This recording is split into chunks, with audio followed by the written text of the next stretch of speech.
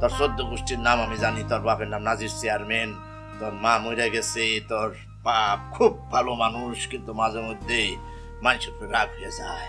বাবা আপনি একদম সত্যি কথা বলছেন, আপনি যা জানেন একদম ঠিক। শোন, আমি সারা জাহানের সব খবর রাখি, সব আমার দিলের মধ্যে আছে। আর এখন এখন তুই কি জন্য এখানে আইছিস সেটা আমি জানি, বলবো? বলেন। জি বাবা। তুই ইমরানে ভালোবাসোস, তুই ইমরানে বিয়ে করতে চাস, হ্যাঁ? কিন্তু তোর বাপে ইমরানের কাছে তোরে বিয়ে দিতে রাজি হয় না। আমার কাছে আইসোস তাবিজ নেওয়ার জন্য, হ্যাঁ? জি বাবা। জি জি জি বাবা, একটা ব্যবস্থা করে দেন না বাবা। জোরে জোরে জোরে, হাতে জোর নাই। শোন, তুই আমার কথা শোন, তুই ইমরানে বিয়ে করিস না। কেন বাবা? ও ভালো ছেলে না, ও বদমাস, কুপুত্র, ফালতু, সে একটা ভীতু ছেলে। হ্যাঁ, আর ভীতু, সেই জন্যে এত বলার পরেও তোরে দাবি দিতে দেয় নাই।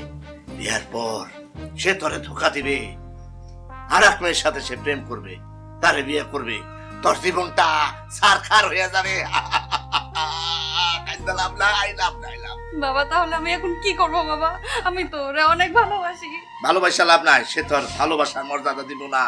তারে ভুললা যা, মনের থেকে মুইসা ফেলা, যা যা। কি ব্যাপার, 2 মিনিটের মধ্যে আসতে বললাম, এসে 7 থেকে 8 মিনিট দাঁড়ায় আছি, কোনো কথা বলতেছেন না। কথাটা তো বলবো না নাকি? চলে যাবো? এই ছিল না তোর মানে? মানে তুই এই জন্য আমাকে বাবার কাছে যেতে দিসনি? কোন বাবা? প্রতারক। আরে আজকে বাবা না থাকলে তুই আমার এত বড় সর্বনাশ ঘটাই দিতি।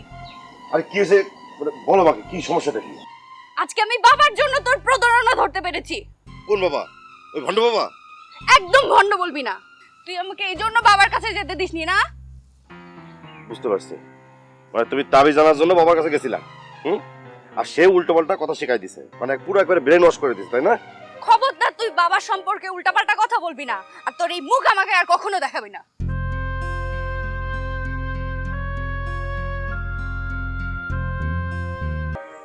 আইছে মামা, আইছে আইছে আইছে। মামা, যে ঘটনা আপনি ঘটাইছেন তাতে এইভাবে মানে হাঁটাচলা কিভাবে করতেছেন? আপনি একটা বোরকা পরে হাঁটেন, তাইলে কিছুটা মান সম্মান বাঁচবে। এই বেত্তুরিস, এগুলি কি ধরনের কথা? হ্যাঁ, আমি বোরকা পরে আরো মানে? যে ঘটনা আপনি ঘটাইছেন মামা, তাতে কি এই মুখ দেখানোর কথা বলেন আপনি? আরে মুশকিল, আমি কি ঘটনা ঘটাইলাম আবার? পা ধরছেন কেন? কার বাদুর? বাবা? বাবা মানে? আরে ওই যে বাবা না চাচা গ্রামের মধ্যে, আপনার এত ক্ষমতার লোক কেন মামা? আপনি তো একটা সৎ লোক, আপনি একটা বিবেকবান লোক, আপনি মানুষের কাছে ছোট হয়ে গেছেন। আপনি এখন এই ইউনিয়নের চেয়ারম্যান থেকে উপজেলার চেয়ারম্যান হবেন, সেখান থেকে এমপি হবেন, সেই লোভে আপনি গিয়া বাবার মুড়ি থুইছেন, তার যে পাও ধরে চাপাচাপি করে। এই একটা সোনায় দাঁত ফলাই দেবো। আমি কেন ভণ্ড বাবার পা ধরতে যাবো? হ্যাঁ, আমি তোকে সেই ব্যাটারে সাবধান করতে, হুঁশিয়ার করতে, যেন উল্টা পাল্টা করলে আমি আর এই গ্রাম থেকে বাইর করে দিব। এই কাহিনী। হ্যাঁ, আর গ্রামের মানুষ জানে যে আপনি বাবার পা ধরে ঝুলিয়েছিলেন। মামা, এখন যে পরিস্থিতি সৃষ্টি হয়েছে তাতে আপনার মান ইজ্জত বাঁচাই তুইলে একটাই কিছু করতে হবে। আপনি আমার কোন, আমি ওরে পিটাইতে পিটাইতে গ্রাম সারা করি। আরে না না না না না, শোন শোন শোন শোন শোন শোন, এখন মাথা গরম করে কিছু করা যাবে না।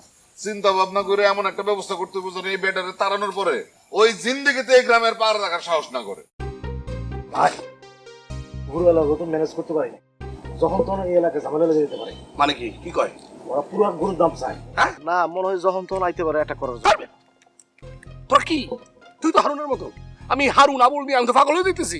একটা একটা একজন একটা জিনিস ম্যানেজ করতে পারস না? তোরা কি মানুষ নাকি? তোরা নিজের আবার কার ফোন? হ্যালো ভাই, সর্বনাশ হয়ে গেছে। কি হয়েছে? আরে এই ফাজিলটা তো এখানে একটা ভেজা লাগাই ফেলাইছে। চেয়ারম্যান সাহেবের মেয়ে, সে আসছিল তার কাছে দোয়া নিতে, আর ফাজিলটা করছে কি, তার হাতে একটু তেল ধরাই দিয়ে কয় আমারে মেসেজ করো। তারপর তারপর দেখলাম চেয়ারম্যান সাহেবের মেয়ে মুখ কালা কইরা আইকে মাইকে বাইরে হয়ে গেল। আমার কেমন যেন ডর করতেছে। আপনি তাড়াতাড়ি আসেন, যে কোনো সময় দাঙ্গা লেগে যেতে পারে। আজকে জলদি আসেন, রাস্তা নাই। হ্যাঁ ঠিক আছে।